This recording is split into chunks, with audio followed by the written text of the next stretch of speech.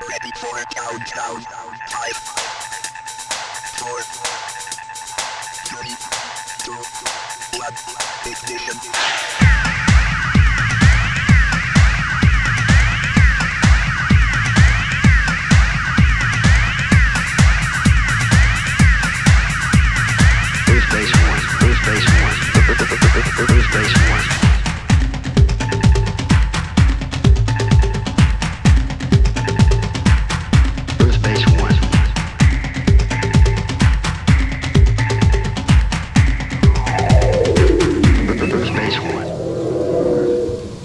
So right now we're at 2018 members in the club, which is great.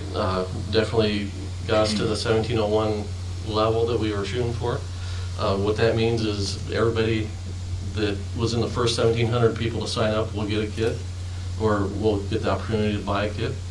After that, we'll give the ability to buy more later on, depending on people who are on the waiting list that signed up later. If they passed, then we'll pass multiple versions on in order of sign up again. The Premier kit comes out in September. The standard kit will be out in October. We're targeting having the parts packs out in October as well. Here's a view of the files that I get from the factory. It gives me the ability to kind of spin the model around. I can open up different sections, do cross section views of it. This particular tool has really helped me to really get, I don't want to say a head start, but keep things moving on schedule.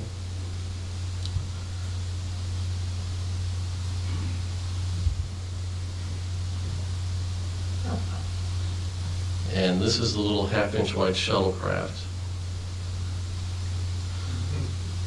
So, and in this view, I've turned off the top of the saucer and one of the sides of the hull, and then a side off of each of the pylons. It kind of gives you an idea of what to expect as far as what the structure looks like inside.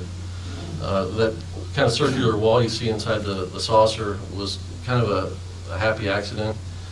In that it really helps aid us with what we wanted to do with the light kit. The light kit will have strip LEDs in it.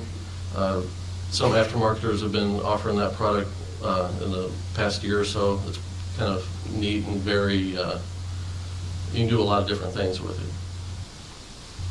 So we'll have that, as well as various styles of LED bulbs in different areas of the craft. Just depending on the need of each area. So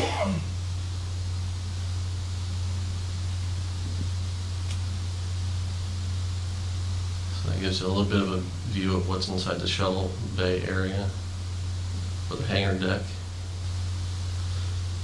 And we have, a few people asking on the blogs about tooling, and here's a sample. In the case of this kit, they sent me full renderings in 3D, just like they did with the kit itself, of the entire tool. Now, I'm no expert in this area. It's one of those things where the less I know, I'm fine with that. I don't even know all this tooling stuff. But this kind of shows you the components that go into a tool. This cube would have been probably about 18 inches by 18 inches by 12 inches, something like that. It gives you an idea of the scale. So you can see all the different components in it, and these blocks of steel are basically, solid blocks of steel, exactly what you'd think. And this is the tool for, I believe, the lower saucer section. So the little gray cubes you'll see in here are the different slides. The one interesting thing, and I think I passed this along with the updates, is that I didn't realize that the slides in these tools were inserted and removed by hand with each impression of the part. So we try and avoid slides as much as possible because of that, because it does increase the manpower involved and therefore the cost of the kit. But the green part you see in there is the actual part itself, and then everything around it is the tooling.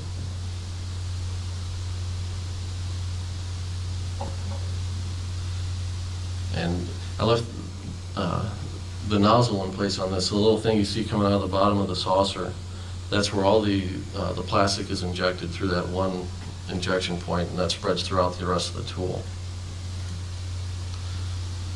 The cycle on injecting a part at the factory level takes 20 seconds, something like that. So that goes from molting hot plastic to cool enough plastic that someone can reach in by hand and pull the sprue out. This is just a spin around of a particular sprue, and the one thing we kind of had trouble with on this one was that I got basically about 15 test shots from the factory, and they shorted me 5 of them. And you remember the one update that I mentioned? I had one of you guys helping out on this, and I called him Mr. X. I sent him a set of test shots to review, and he didn't get one of these. Now, this sprue has parts for, it's got the receptor for the base, which means you can't build a secondary hull.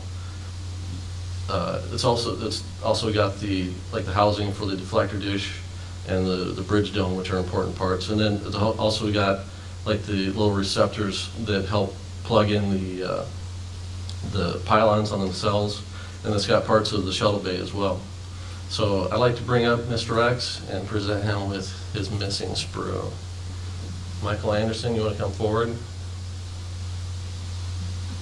Club Tippis, or Club Tups on the forums.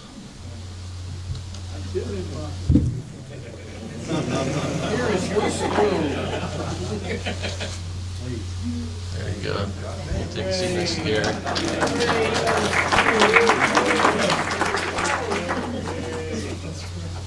You say on your website you got sprue around too. Well, I figured I'd bring you up and you could help just share a little insight with your fellow modelers as far as, what you've learned or seen or whatever.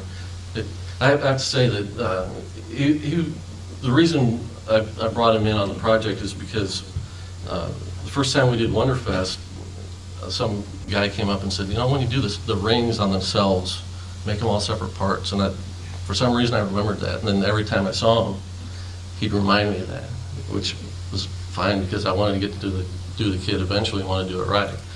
But along the way, he'd send me an email or just every once in a while and say, when you're doing it, when you think about this aspect or things like that. And I also want to make sure that I've got as much input from the modeling community as well, that I'm thinking farther ahead to make sure the parts can be modified the way you guys want to do. I know there are a lot of different variations you can do with these particular parts, and we're trying to make it a little bit easier for that kind of work to be done. So that's why it's valuable to have somebody like Mike to come aboard just to help me think ahead, things like that.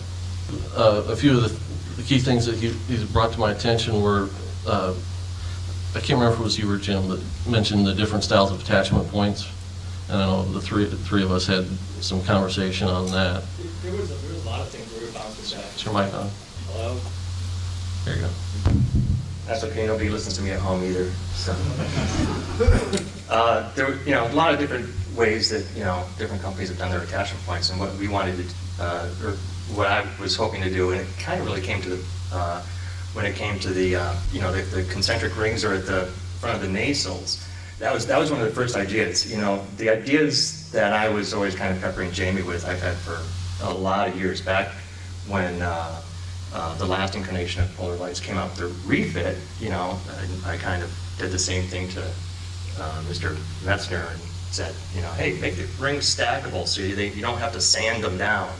And another thing was the boxes at the end of the nacelles. I said, if you make those a separate part, then if somebody's doing either a dreadnought or a scout or whatever like that, and if you want to turn the nacelle 90 degrees, all you have to do is just reposition those at the 90-degree mark, so you don't have to cut anything up. And even when I got to see all these computer files too, and it was really an experience to understand how a model kit just goes through the process. You have an idea, and you can kind of visualize it in your mind, but to actually go through the process, it's just something incredible. So that stuff, that came out. Like one of the first files So they did it. They made the little boxes separate pieces, but they made rectangular cavities in the nasal also. They're like, well, okay, that's good, but that doesn't really help. So then you refine the idea a little bit further. And then I think the next thing was, I said, make the holes in the nasal and then put the pins on the part. And then, so I send this idea off, and like 2 days later, I'm going, no, if you make the bumps on the nasal, then all you have to do is sand those off. You don't have to fill in any holes. You don't have to do this. You don't have to do that. And all you have to do is just stick the part on the other side. So it's a learning process. It's an evolutionary process. You just don't come out of the gate, you know. Even some of the stuff that I visualized, I had sent an idea for an internal armature structure very similar to like what the studio models use. And we go through the process, and it's like, no, that doesn't leave a lot of room in the neck for light.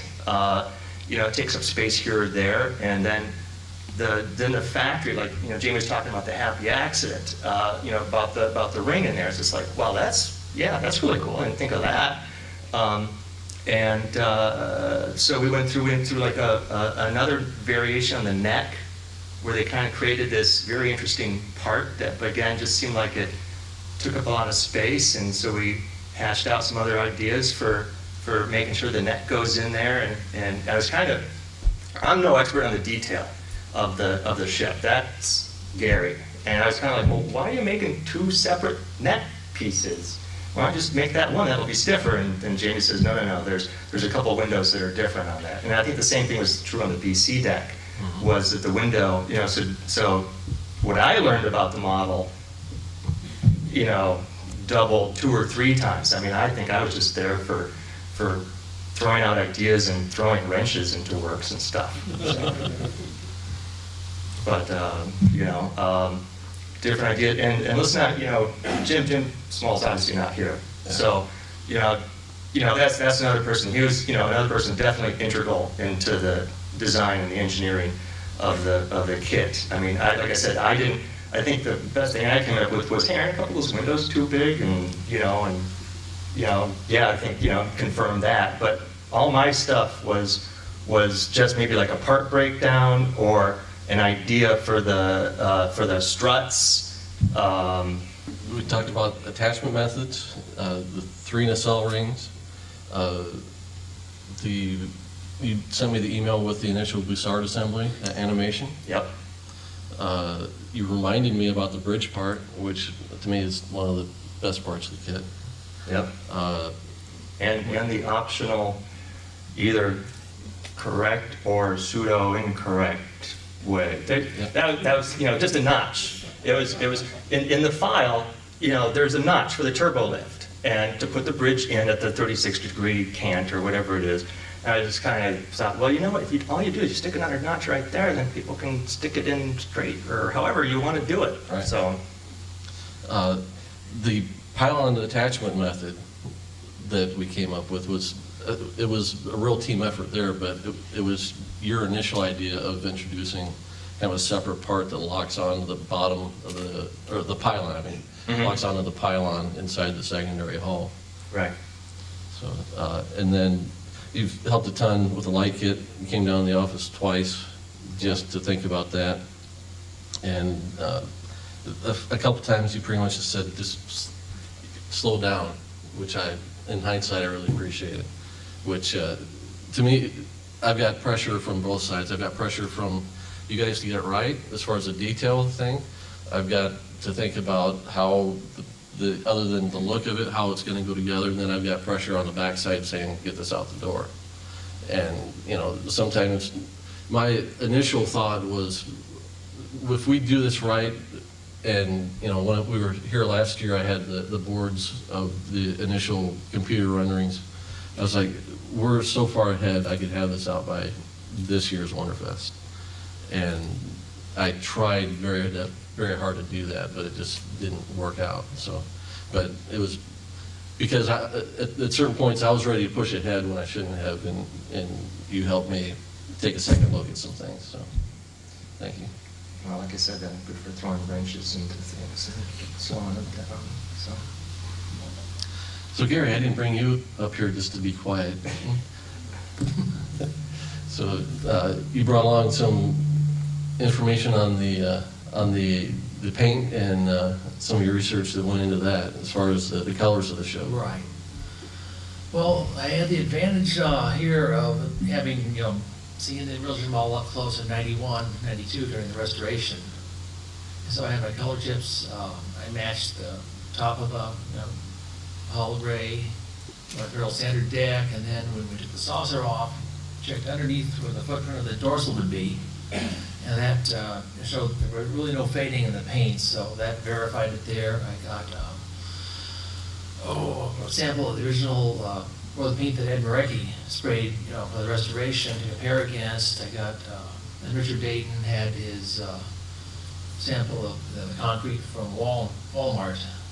So I had one of those chips. And then, to get the color scheme, you start with establish the base color, and then you can judge all the other values of the trim colors. I got a gallon of concrete colored paint mixed up, and it turned out to be more of a minty green than the paper chip that Richard Dayton looked at. So I got some additional colors in white and a dark blue-gray color called Paramount, actually. It's all interior house paint. So I used that. I mixed dozens of samples to get knock the green down a little bit, not too much, so it would match my federal standard readings that I made, and then agree pretty much with the concrete paper chips that Dayton had looked at. So finally, I got my Behr Premium Interior House Paint mixed up, and then this is finally painted with a 2-inch foam brush. So it looks better than it actually should, but I got that painted up. Then I started on the gray trim colors, and just a lot of it was the forest. I used I had another actual sample from the I guess the '84 restoration. Ed had some little pieces of metal with the original restoration weight they'd matched to the models. So he'd given that to me, so I used that, matched that up, and started with there. You take various screen caps and other nice photos I've got. What you can do is you can sample, say, the hull gray, and then right alongside it you got the leading edge of the dorsal here in the greenish color, and then all colors are off. Everything's off color. You see, reference-wise. So what you can do is I made 2 side-by-side samples, and if I bring the hull color into what I think it should be, then it also brings along the mystery color. You can get a good idea, get enough samples made, and then you can just go ahead and you see what you're shooting for, and then you mix, you throw away paint, you mix paint, you throw away, and I just put it on the model here. You have to just make sure the values are all correct, they all work together, and I have got a bunch of, like 9 different samples here. Some of these are based on some of the top secret reference photos I've got, and other things. So if you want to look at them, whenever, they're here. So, and the pilot paint job had some used like the mirror shot of the Enterprise going sideways, and readings of the bluish colored dorsal and the hull, and you match them up, convert the colors over, and correct them. And as far as I can tell, this is your best shot at the the blue color of the dorsal. You got some weird things I found out that were on the model even up through the production version. The white impulse stack, actually, it's a light gray color, and it photographs as white. And I found out when they first built the model, the intercoolers and the control reactor, they were all a solid white. When they added the ribbing to the structures, they basically masked off the light gray ends and then painted those hull color in the middle. And you get enough reference photos, and you can tell. Even there's a shot from, I think it was the 70s, when Matt Jeffries was working on the War of the Worlds TV series, never got quite made. There's a shot of him in the office, and up behind him, you got one of the Enterprise cells propped up. And if you look right behind him, it's a normal lighting in an office, and you see the definitely light ends on the thing. So It was, something that I never knew was on this model. The question's about the fact that for the 1350 refit, there was a armature available for that for anybody that wanted to build the kit around it. And the question is, will the original series kit we're doing require armature? At this point, it doesn't require one. I built a test shot, the first test shot probably like a month ago, and there's no sagging that is evident at all. No issues even with the back nacelle, where it's fixing the strut, nothing? No twisting. The nacelles are parallel. So. The question is there a price point set on the light kit or the accessory set for the original series Enterprise? And no, there's not at this point, where we just got too many things, too many elements are still in motion. The question is the lights that are in the build-up at our table, is that accurate to what the product will be? No. Some of the lights aren't flashing correctly. Essentially the more prominent things that we need to work out are the motors are a little loud, some of the lights aren't flashing correctly, and just trying to figure out how much is overkill as far as if we put, say, 5 lights in an area, will 4 lights work just as well? And we're finding that to be the case in some spots. The lights that are installed in that are not what I would call the factory installation style. Jim took some liberties when he's putting it together, but the effect essentially is what we're shooting for. Yes, sir. I mentioned it last year, of course, the grid lines. Are those what we see downstairs locked in now? No, the grid lines that you see on the build-up are from the first generation test shot. I'm getting a new test shot in next week that should have finer lines, but the factory told me I probably still won't be happy. They have more work to do on it.